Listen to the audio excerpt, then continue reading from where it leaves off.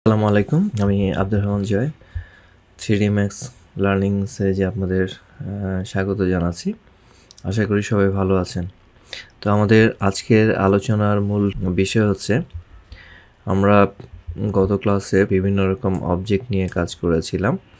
তো সেই অবজেক্টগুলোর ক্ষেত্রে আমাদের কিছু সেগমেন্ট সেট আপ করতে হয়। সেগমেন্টের উপর ডিপেন্ড করে আপনি একটা অবজেক্টকে কীভাবে মডিফাই করবেন এবং কতটুকু মডিফাই করবেন। তো এই অবজেক্টটাকে আমি আগে কয়েকটা অংশে ক্লোন করে নিই। ধরুন এটা আমি তৈরি করেছি হচ্ছে একটা সেগমেন্ট দিয়ে, আর না দুটো সেগমেন্ট দিই। এটাকে করে দেই 12টা সেগমেন্ট, এটাকে করে দেই 20টা সেগমেন্ট। এখন আমি যখন এটাকে কোনো মডিফায়ার দিয়ে মডিফাই করতে যাব, সে ধরুন ব্যান্ড করব, সেটা ডিপেন্ড করবে এর সেগমেন্টের উপরে। এই যে এখন এটা দেখেন, এটা যে অ্যাঙ্গেলে কার্ভটা হয়েছে একদম কর্নার চলে আসে, মানে এই ব্যান্ডের এই জায়গাটা এখন স্মুথনেসটা ওইভাবে আসেনি। ঠিক সেম কাজটা আমি এটার উপরে করি।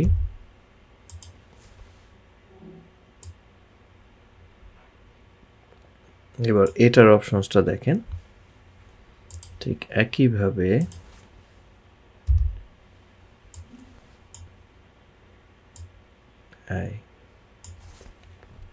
এখন এই জিনিসগুলোকে যদি আমরা সাইড বাই সাইড দেখি, তাহলে কোনটার স্মুথনেসটা কত বড়। এখানে দেখেন এই যে এরকম পয়েন্ট পয়েন্ট ভাঁজ ভাঁজ চলে আসছে, এটা ঠিক অতটা না, একদম কার্ভ স্মুথ। আরও বেশি সেগমেন্ট ইউজ করলে জিনিসটা আরও। তো এই জিনিসটা খেয়াল করবেন, আপনি কোনো একটা অবজেক্ট যখন তৈরি করবেন সেটার স্মুথনেসটা কতটুকু করবেন।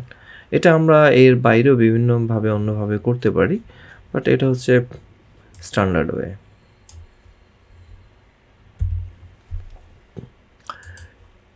এবারে আমরা আলোচনা করব আরও কিছু জিনিস নিয়ে, যেমন পলিমডেলিং।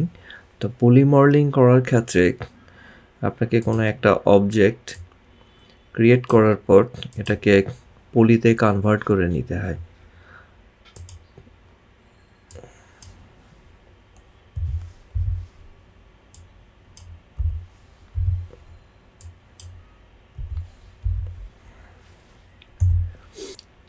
তো এটা আমি বিভিন্ন উপায়ে কনভার্ট করতে পারি। একটা হচ্ছে আমার এখানে এই যে মডেলিং, পলিগন মডেলিংস আছে, সেখান থেকে কনভার্ট টু পলি। তারপর আসছে হচ্ছে কোয়াড মেনু থেকে, রাইট বাটন দিয়ে যখন আমাদের কোয়াড মেনু চলে আসবে, সেখানে আমরা convert to editable poly. Same কাজটাই আমরা এখান থেকেও করতে পারি, যে মডিফায়ার দিয়ে এডিট পলি, এই যে এটা। তো যেখান থেকেই করি না কেন,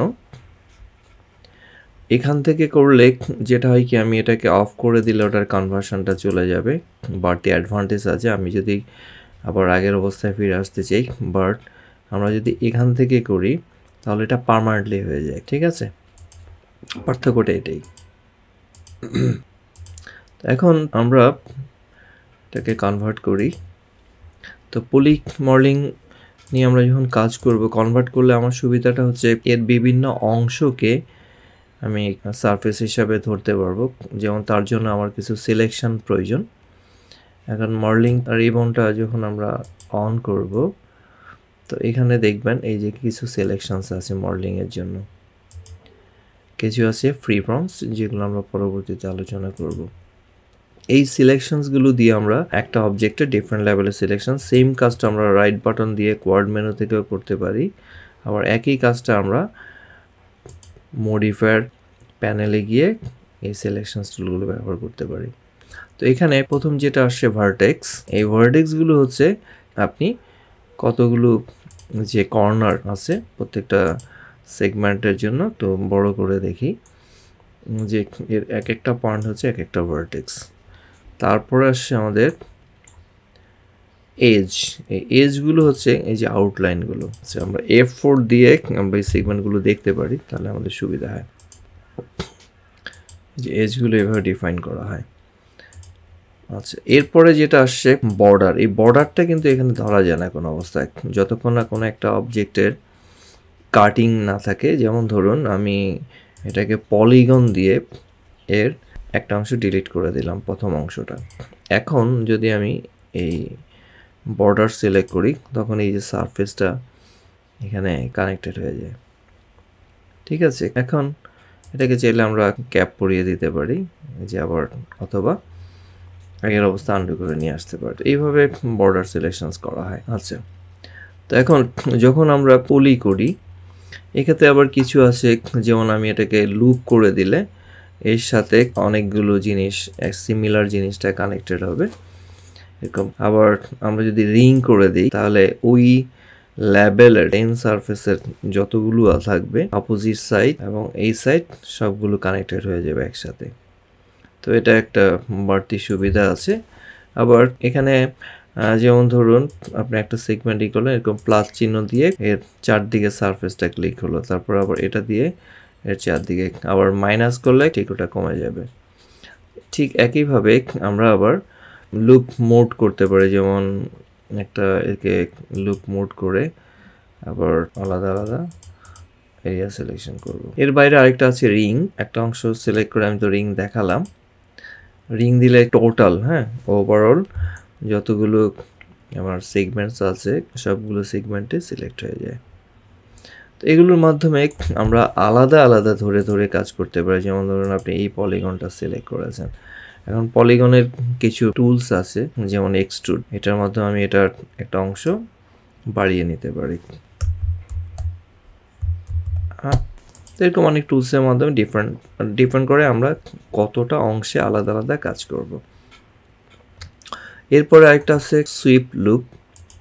এটা খুব মজার একটা জিনিস। এটা দিয়ে মাধ্যমে আপনারা মানে যেভাবে রাখবেন ওই সেগমেন্টের টোটাল একটা অংশ এই যে এরকম সিলেক্ট হয়ে যাবে, এই যে আলাদা আলাদা কর্নার তৈরি করতে পারি বা এই যেভাবে। তো এতে যেটা হয় কি, আমি যদি এখন পলিগন দিয়ে সিলেক্ট করি পলিগন অপশনসটা, তখন দেখবেন আচ্ছা এখানে আমি এইতে যাই, সুইপটা অফ করে দিই, পলিগন যেমন আলাদা আলাদা আমি ধরতে পারতেছি। যেমন সে এই অংশটাকে আমি একটু এনলার্জ করবো, সেক বেভেল, এরকম একটা পয়েন্টস আমরা পারি। এগুলো আমি পরের লেসন আলোচনা করব। আমি আজকের মেইন আলোচনাটার উদ্দেশ্য হচ্ছে এই সিলেকশনসগুলো নিয়ে কাজ করা। আবার এলিমেন্ট হলে পুরোটা এভাবে আমরা আলাদা আলাদা জিনিস নিয়ে কাজ করতে পারি। আবার অনেকগুলো ভার্টেক্স আমরা একসাথে সিলেক্ট করে নিয়ে সেগুলোর উপর আমরা কাজ করতে পারি। তো ঠিক আছে, আমাদের আজকের আলোচনা ছিল পলিগনের ডিফারেন্ট সিলেকশন এবং সেগমেন্টস নিয়ে। তো আশা করি এখান থেকে আপনারা অনেক উপকৃত হবেন এবং এগুলো আবারও বলি যথাযথ ভালোভাবে প্র্যাকটিস করবেন এবং আপনাদের যদি কোনো অপিনিয়ন থাকে সেটা অবশ্যই কমেন্ট করে জানিয়ে দেবেন।